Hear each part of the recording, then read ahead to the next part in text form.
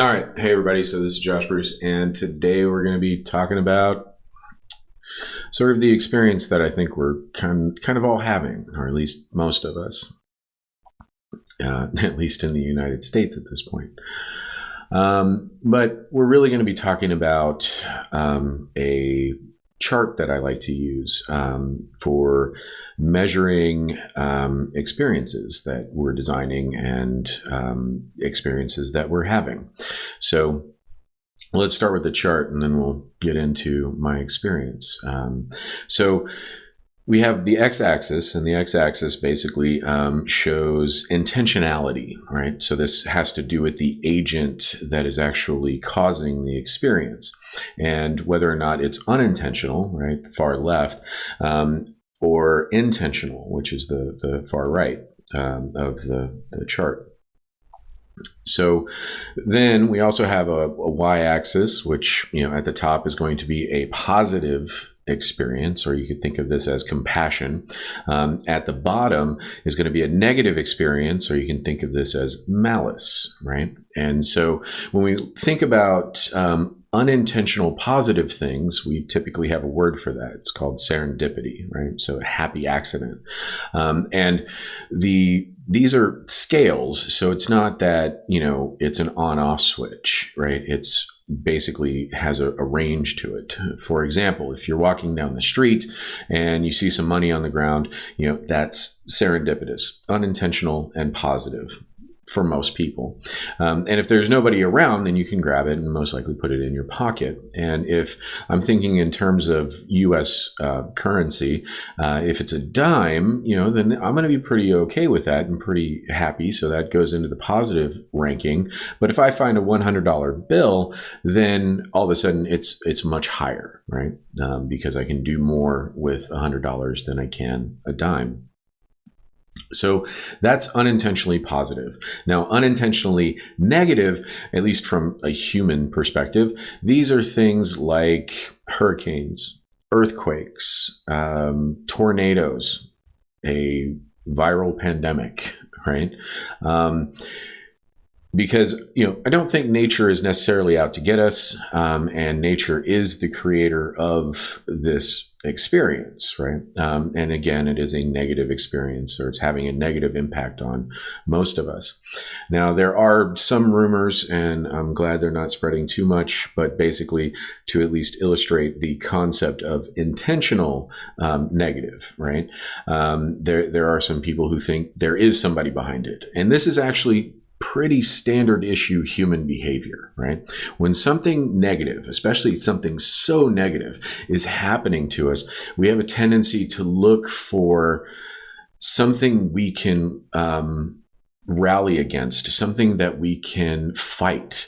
And it's very difficult to fight something that is essentially invisible, right? So, and I mean with regard to nature. And so we try to find something, right? We can think of it in terms of, say, John F. Kennedy in the United States, is his assassination, right? That was devastating to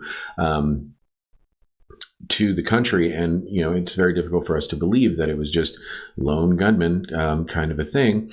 And I remember watching a documentary about Alexander the Great, and how when he died, there were all these rumors and things that started spreading about his mom poisoned him, or this happened, he was poisoned, instead of just, he died of some kind of illness, perfectly naturally, right?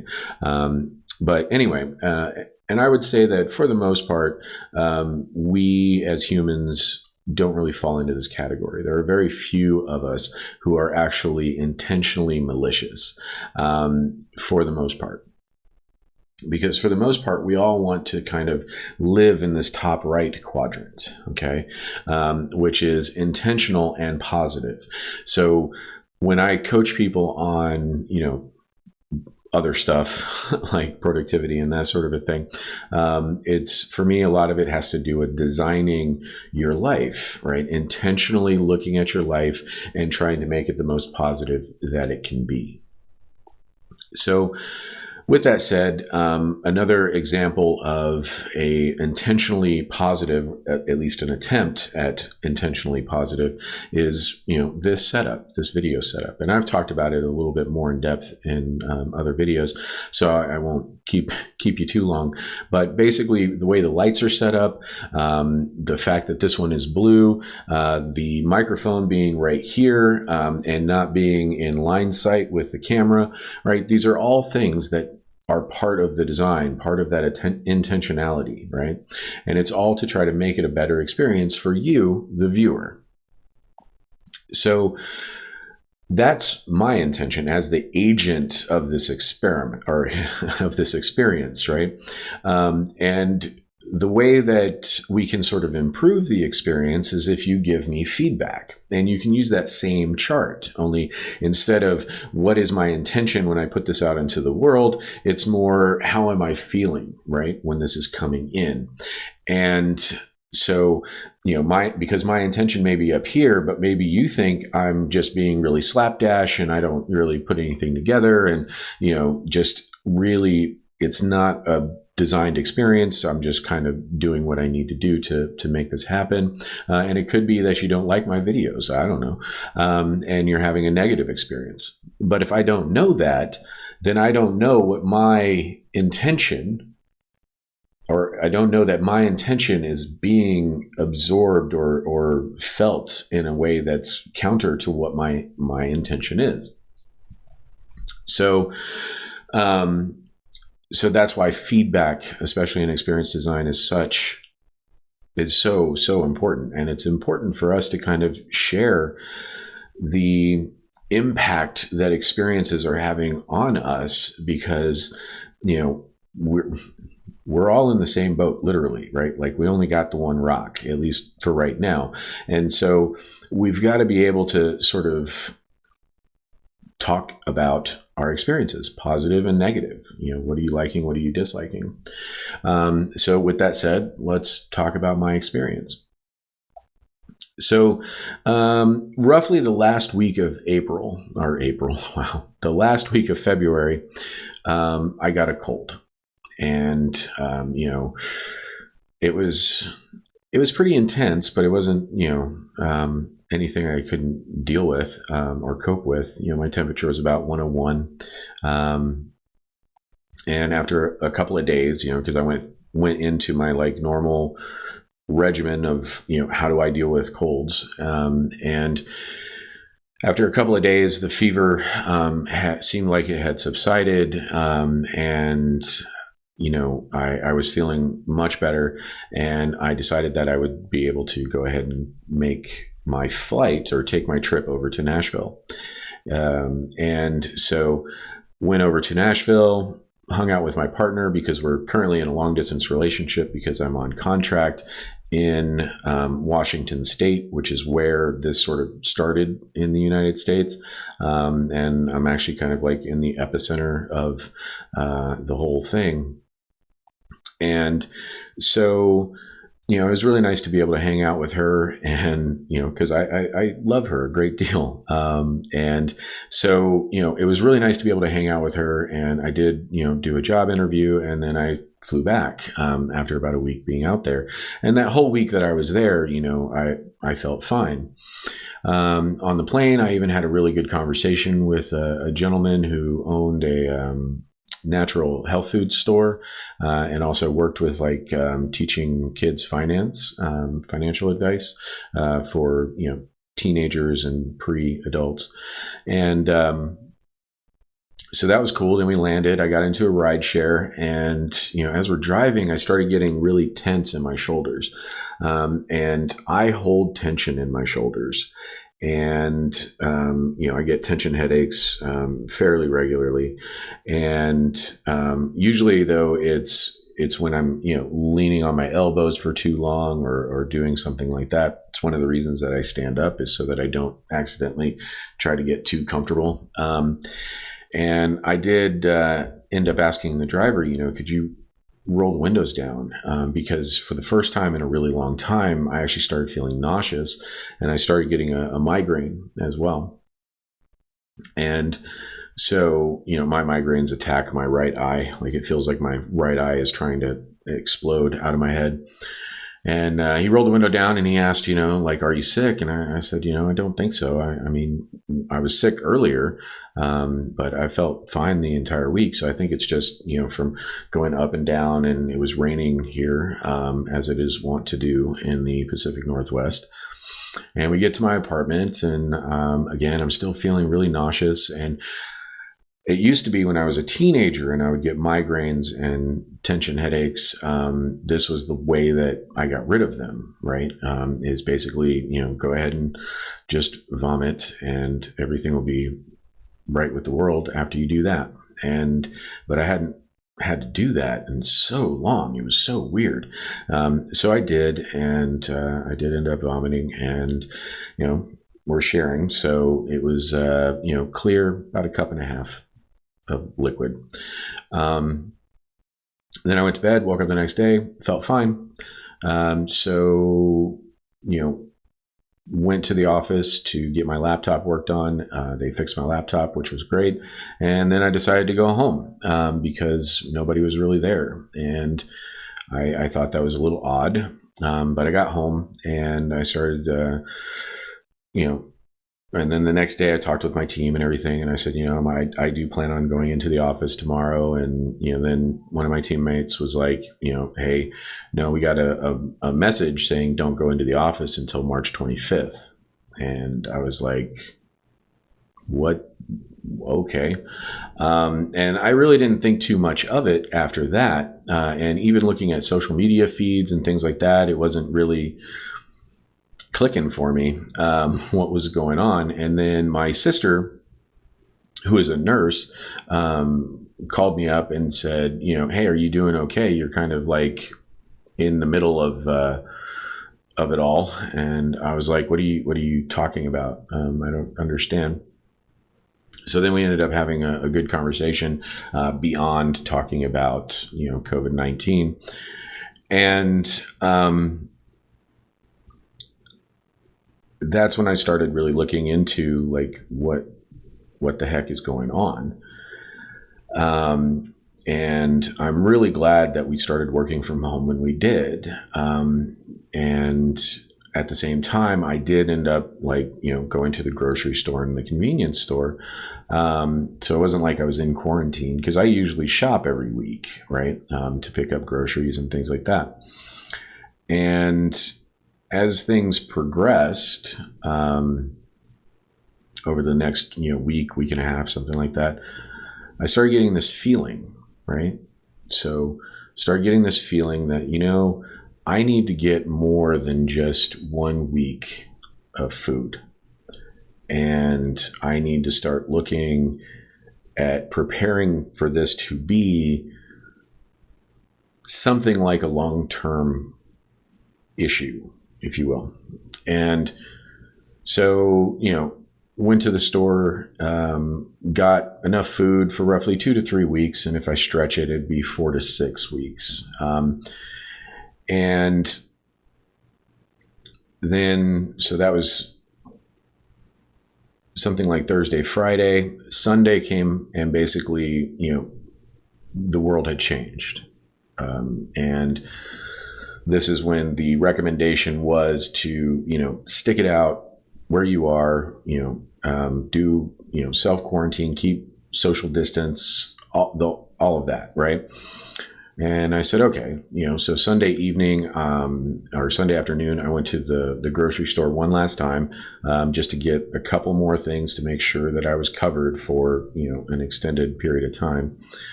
And then, so I've been now self-quarantined since, Sunday afternoon, evening time-ish.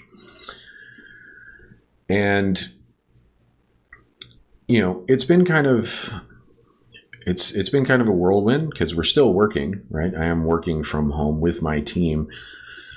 And so, trying to see where they're at because of everything that's going on, make sure that, they're doing okay and feel sort of emotionally and psychologically safe and taken care of. and that they're transitioning to the remote lifestyle. I've been freelancing for a while, and I've worked remote pretty much since 2007, not full time, but on and off.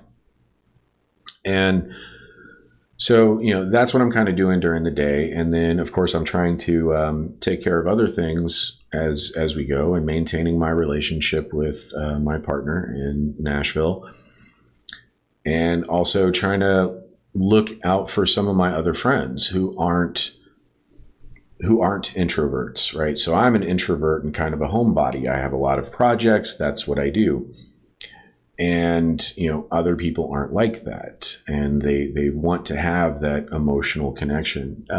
And when we're social distancing, I actually don't appreciate that term, right? I don't like this term, social distancing, because social distancing in my mind is, you hurt me, so I'm going to socially distance myself from you, which means that I'm not going to talk to you. I'm not going to hang out with you. I'm not going to be emotionally attached to you whatsoever, right? That's socially distance.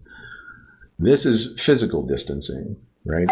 Stay a meter from people at least, right? I would recommend 2, because, 12 feet of personal space is still something that you can overcome with your voice, at least most of us, I would think.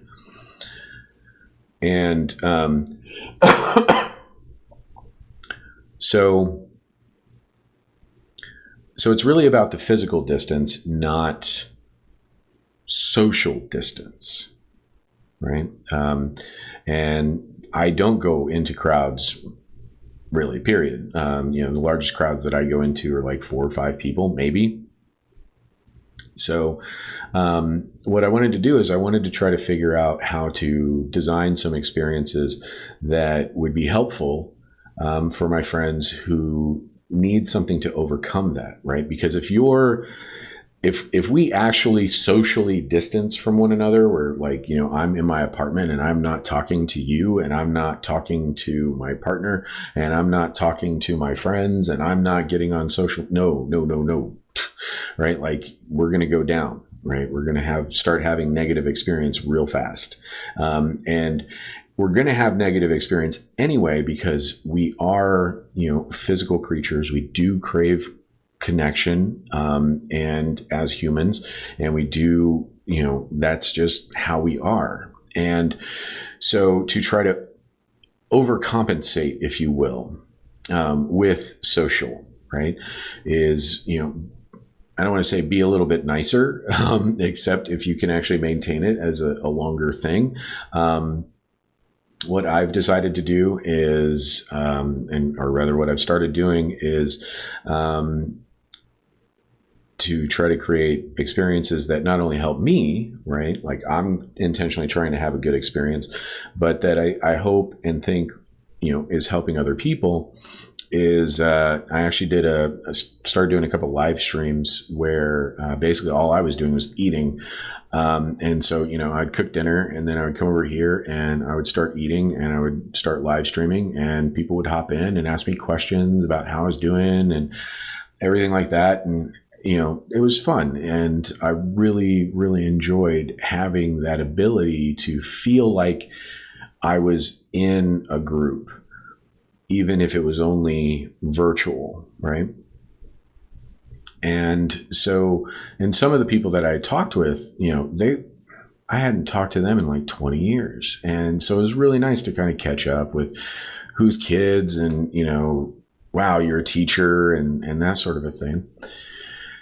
The other thing that we did is I started doing movie night, and Netflix Party came out, I think a little while after that, but, basically after the first video, I think, or movie that we did. And so basically what movie night is that, 5 p.m. Pacific Standard Time, which would be 8 p.m. Eastern Standard Time, because I have friends in every one of these time zones. For the continental United States. And so to try to make it fair for everybody, I wanted to establish a time that would be after I was at work, after I already ate dinner, and would definitely be open for other people. And the idea is pretty simple, right? You just say, tonight we're going to watch this movie at this time, and basically everybody who wants to be in that, right, just hops on and hits play on the movie around that same time. And we'll have conversations inside of Facebook. We hopped on a Discord server a couple of times.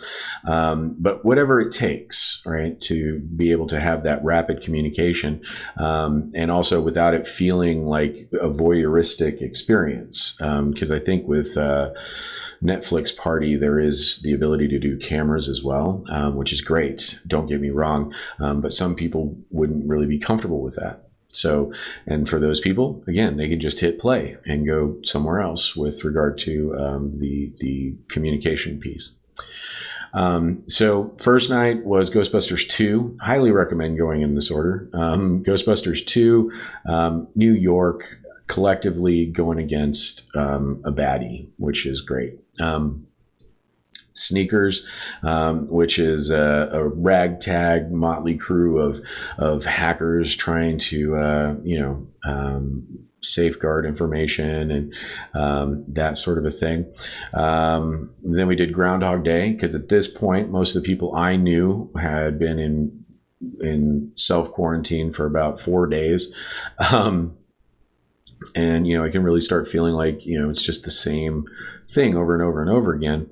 But there's also a really nice arch of the hero of the tale, right? Because it starts as this narcissistic human, realizes that he can do anything and not have to pay the price for it, so to speak. So just straight nihilism, and then eventually becoming sort of this self-reflective, let me improve myself kind of a person. And so when people started talking about being in quarantine, you sort of see this, if you want to learn how to play the guitar, learn how to play the guitar. That's what you do during these 2 weeks. And if you want to do this, do that. If you want to learn this, do that, right? And so I thought it was very fitting to choose Groundhog Day, right? So again, intentional and good experience. So then the next one was Shaun of the Dead, because, well, why not? Gotta love zombie movies. And so, and it was lighthearted, right? It wasn't morose and or grotesque or anything like that. It was just kind of like, wow, okay. And then tonight, which is Saturday, tonight we did Good Will Hunting. And I really appreciated that, because one of the things in the States that we're sort of talking about a lot, or seem to be talking about a lot, is praise for workers who typically don't get a lot of praise or recognition of their existence. Retail workers, truck drivers, garbage men, and everything like that. And I Good Will Hunting is such an interesting movie from that perspective, because the hero, Will, in that movie is, this really talented person, but he's perfectly content having, working just manual labor jobs. He's like, it's honorable and that sort of a thing. And it is.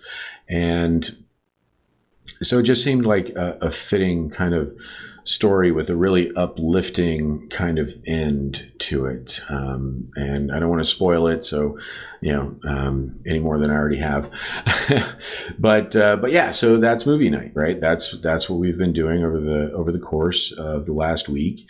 And I am getting pretty nervous, because it feels like things are starting to get closer to me. And I know that may sound paranoid, and I promise that it's not coming from that perspective.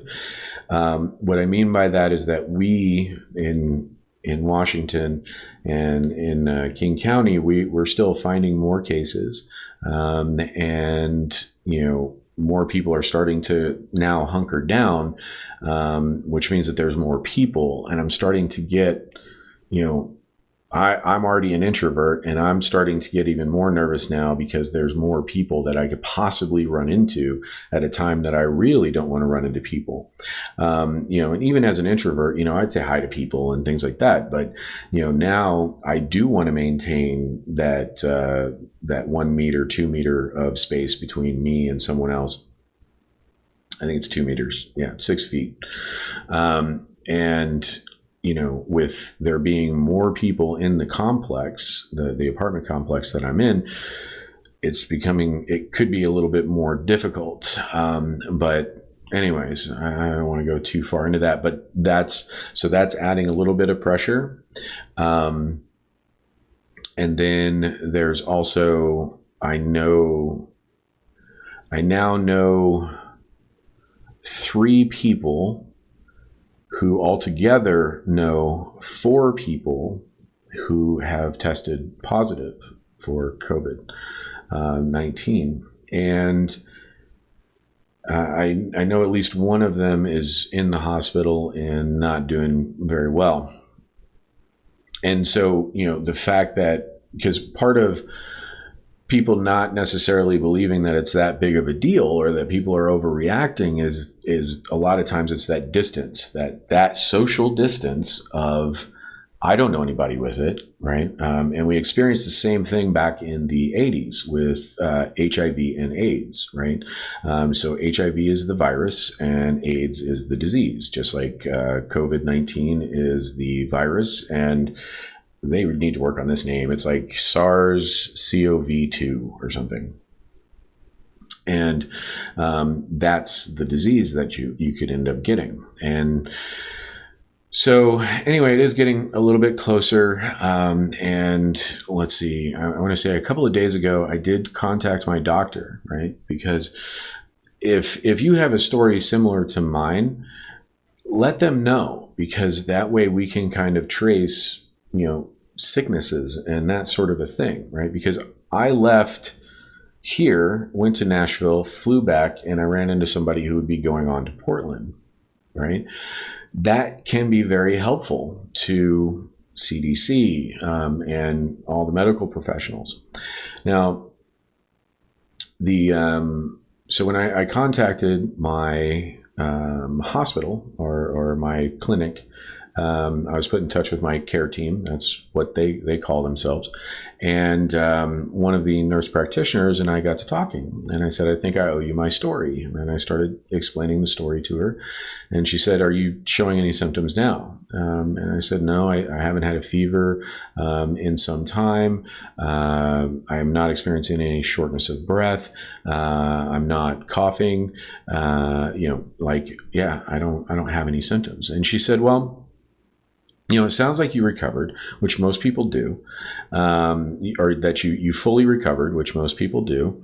And so, yeah, you should be fine. And I said, okay, well, I'm really concerned that I might be getting other people sick or potentially sick, but nobody that I came in contact with that I'm aware of has started to show symptoms. And she said, when were you there? And I told her, and she said, chances are they're fine as well. And I said, okay, well, you said something interesting, which is the fully recovered part.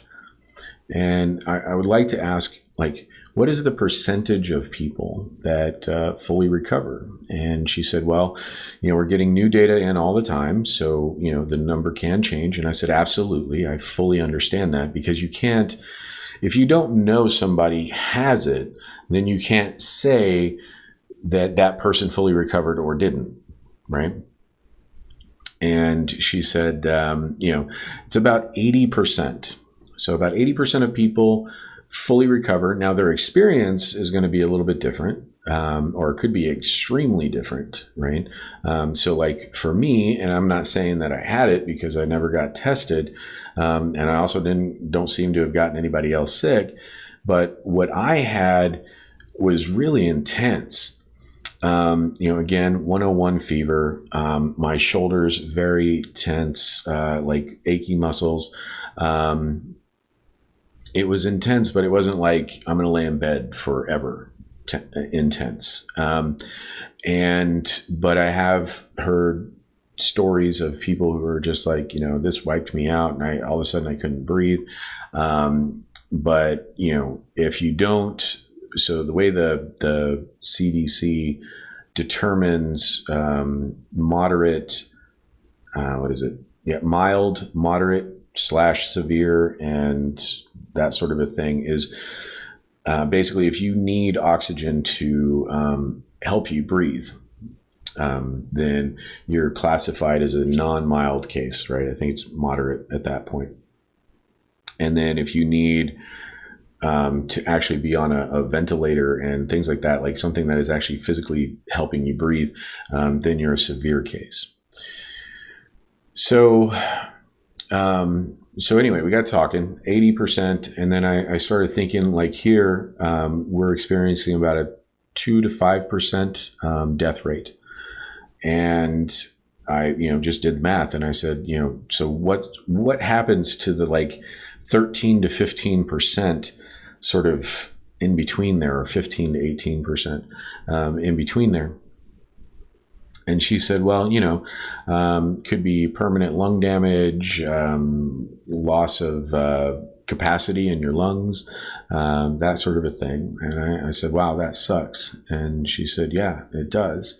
And the experience that I had at that point was a mindset shift, right? Because, people, a lot of us were looking at this like H1N1 or something else that causes the SARS, because the SARS is the inability to breathe part, or like the flu. And, people are always mentioning like, the flu kills more people. Well, yeah, the flu kills more people. But you know what? After I get the flu, I don't lose 20% of my lung capacity for the rest of my life, right? And so the mindset shift that I went through was basically, I started looking at this as pre-vaccine polio. So polio, when you would get polio, a lot of times it would result in like paralysis of the legs, or some type of paralysis in your muscles. And that was permanent. And so you would recover, but you're not fully recovered, right? And so when that sort of realization happened, that's when I really started becoming even more cautious about social distancing, making sure that I'm washing my hands and how I'm washing my hands, and for how long. I don't do the singing thing. So what I do, you do you, but like what I do is basically I put the soap in my hand first without wetting it or anything like that, and then I work it and make sure that I do sort of go around my hands on for both hands, make sure that I'm really working it in between my fingers and around my thumbs. And then once I have a complete coating of soap, then I get the water, and then I do that over again, right? And then I rinse it off. And while I'm rinsing it off under the water, I'm doing that again. And so basically the chances of me not doing it for 20 seconds is pretty slim. So anyway, but that's kind of where we're at. And, it's just such a surreal time. I have friends across the nation, and I used to live in DC, and I used to actively avoid the Cherry Blossom Festival because there's just too many people. And a friend of mine who's in DC went into the Cherry Blossoms, and it was almost empty of people. It was just crazy. And I watched a video from Louis Rossman, who was riding his bike through New York, and he's, doing donuts in the middle of Times Square, the busiest area of New York City. And so it's just a very surreal time. I know, at least from what I've been told, that I'm pretty much okay, and everything like that. But it's starting to get closer, and I don't know if I had it, right? And not only that, but there are two strains of it now. So it's not like I couldn't get it again. And so it is just this interesting experience because I'm partially able to just live my life the way I've always lived my life, right? I hang out in my apartment, I do my projects, my partner and I get onto virtual dates and watch movies and talk on the phone while we're doing the distance thing. And, so for the most part, it's pretty normal, right? And I go to work during the week and, work with my team and trying to concentrate on that and trying to concentrate on working with my team is trying to see how they're doing with their concentration and how they're feeling. So that's kind of weird. But everything else, right, is just so surreal. It's like, is this happening? And yes, P.S., it's happening. So, I'm just like telling people like, hey, this is what's going on. This is what I know. Please go inside. Because it does. We're finding more cases in Washington now because we're ramping up on testing. With that said, so far, this working from home, social distancing thing, as long as you take it seriously, it seems to be helping because, right, like Washington was at about 1,000 active cases. And then all of a sudden, New York just blew up and went to being like 5 times the number of cases. And then the next day, 7 times the number of cases, right? I can't say that, correlation is causation, right? It's not. Correlation is not causation, but it seems to be moving slower here, right? And that could be because we don't have enough tests or we haven't run a lot of tests. I don't know. All I know is that I feel really bad for people in New York.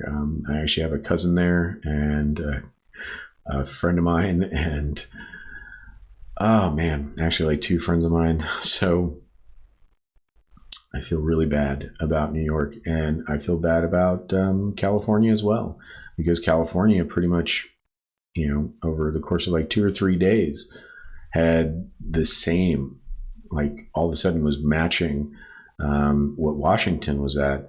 And I'm pretty sure if they keep testing, they're going to surpass Washington as well. And that sucks. I really don't want to leave this on a bad note. So the idea is we have the control over our response to this thing and everything, right? We can control how we're responding to it. And if we can intentionally, excuse me, if we can intentionally design something that is a more positive experience, not only for yourself, because that's what I'm doing here as well, with cleaning some stuff and doing some things that I've maybe put off, but not only for that, but also for our friends and neighbors. But treating it like it's life as usual, I think is not a good decision. And you could try what I'm trying or what I'm doing, right? Facebook Live with a dinner, movie night, and see what happens there. If you're doing something that's different, put it down in the comments. Let me know and let us know, right? As a community of people who have watched this video, right? So what are you doing to try to create that positive space for you and keep yourself social or physically distant, but still socially satisfied with your level of connection with people in your life, right? So anyway, with that said, as always, thank you for making the time. I definitely do appreciate it. and be kind to one another through this weird, weird time. And I'll see you around. Oh, and I may take a break from posting because I'm starting to get pulled to help in other places, and this unfortunately is not the highest on my priority list, and I apologize for that if this is something that you look forward to every week. Given our stats, I'm not really sure that's applicable, but I do want to throw it out there that I'm possibly going to like take a break from this. I'm also taking a break from some of the open source projects that I work on, so that I can be over here to help where necessary. So again, thank you so much for making the time. I definitely do appreciate it, and I'll see you around.